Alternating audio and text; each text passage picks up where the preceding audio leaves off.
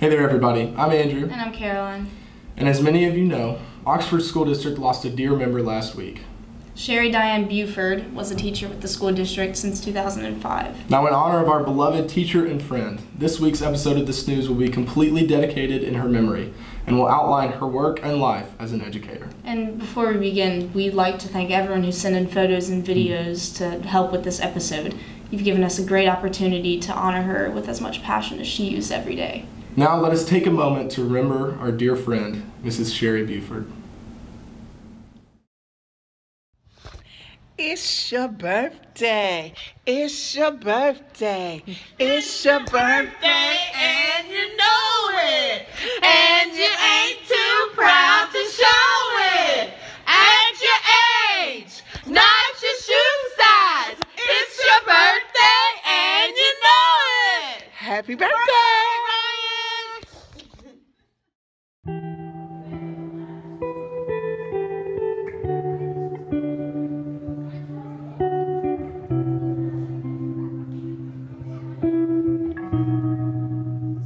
She was the heart of our moral fiber here.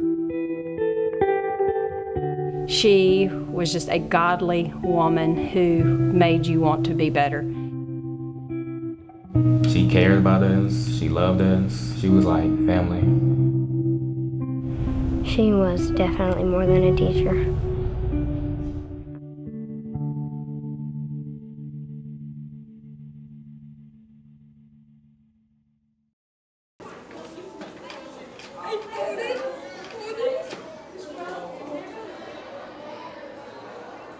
We're a 5th and 6th grade school. We have 700 students this year. This school is truly an intermediate school. It is the in-between from elementary to middle school to secondary school. So a lot of things that we emphasize here are trying to prepare kids for the next place they're going to go into middle school. I do feel like we're trying to create a culture here at OIS where we want all children to be successful, not just in school but in life. And so I think Ms. Buford was instrumental in that, in teaching kids that, and showing children that teachers care about you and they want you to do well in school, but they also want you to do well as a person. You holding on? You gonna turn around? 1. All right. 2.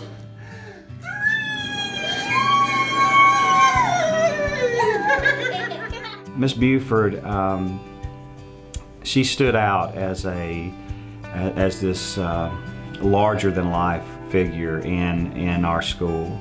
Her relationship with kids, both her students and the students that passed her in the hallway, you just knew Miss Buford. You couldn't help but know Miss Buford. Just brought a smile to anyone's face who knew her and had the best hugs of anybody in this whole wide world. That's one thing I miss. I mean, you didn't even have to talk to her. You could just being in her presence and just feeling her just made you happy, just brought joy. And kids knew that she cared about them. Like any problem, you go to her. Crying, you can go to her. You didn't have any friends, you went to her. She was just that person you would go to. She was a mother away from home. She was that person. We got more into the year, we got closer and closer, and then one day she called me out in the hall because I wasn't doing so great in math, and she just told me like, me and Mr. Jones have been talking, and you haven't been doing, you're like not on pace with like the other students. She was like, I want you to get that up and get your Khan Academy up. And so I said, yes ma'am, and I got it up. She was always loving, but she was tough. And I think, anyone who had her would agree with that. I started working with Miss Buford in 2013, I believe. And probably one of the first things I ever saw with Miss Buford, I walked by her room and I saw a Expo marker fly across the room. And she had thrown it at a kid. And she would throw markers, throw our backpacks outside, throw our binders. She had goals set for them and wanted them to attain those goals, and she was going to do what she could to make sure they met those goals with a tough but loving hand. And they never came to me and said, Mr. Hurdle, she's being mean, or she's not being fair, or she's not being just. It was, they knew that tough love was genuine. There was never a sense of any time trying to tear a kid down. It was always to build them up. And on Friday, it was really weird without her there.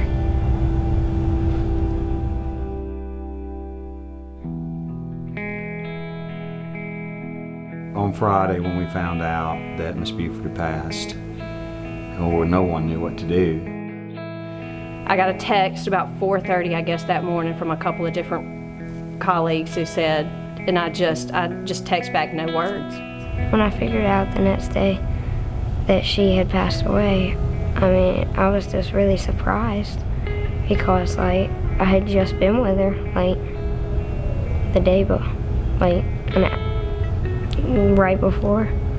So it was kind of weird that she was gone.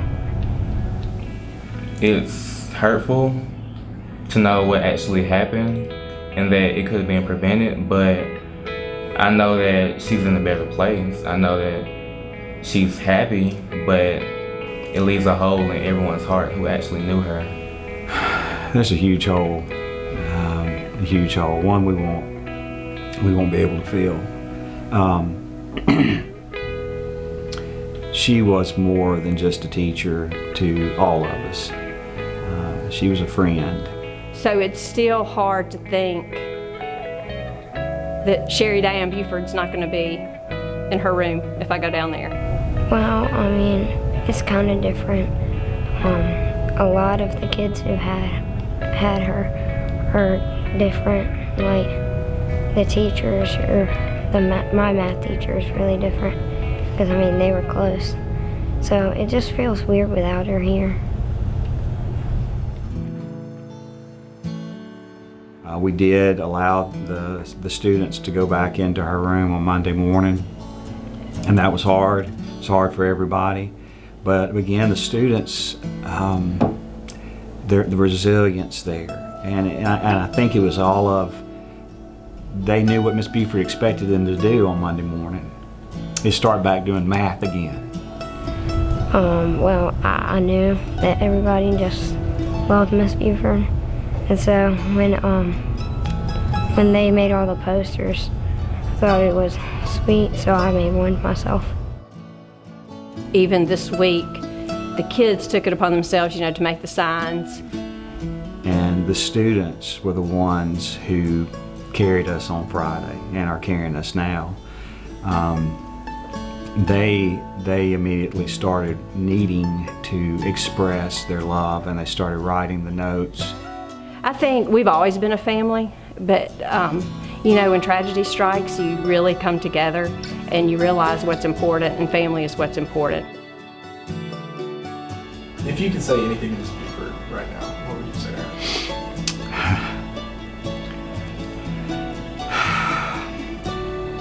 I love you. I miss you. Thank you for always being a friend. I love you. Thank you for everything you've done for me. I'm the person I am because of you.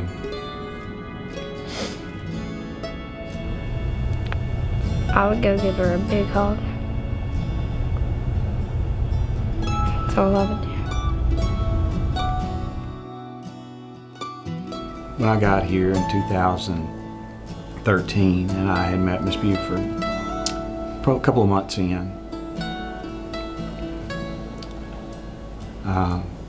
in my own personal walk, in my own personal faith, I'm a Christian. I don't, again, just like Miss Buford, it's not a place for me to push my beliefs or thoughts on anybody. But having heard and watched her, I called her to my office one day and I said, Miss Buford, I don't know if you know this or not, but you carry with you the sweet fragrance of the Savior. And I would just tell her I love her. That's all. And I'm happy for her. That's it.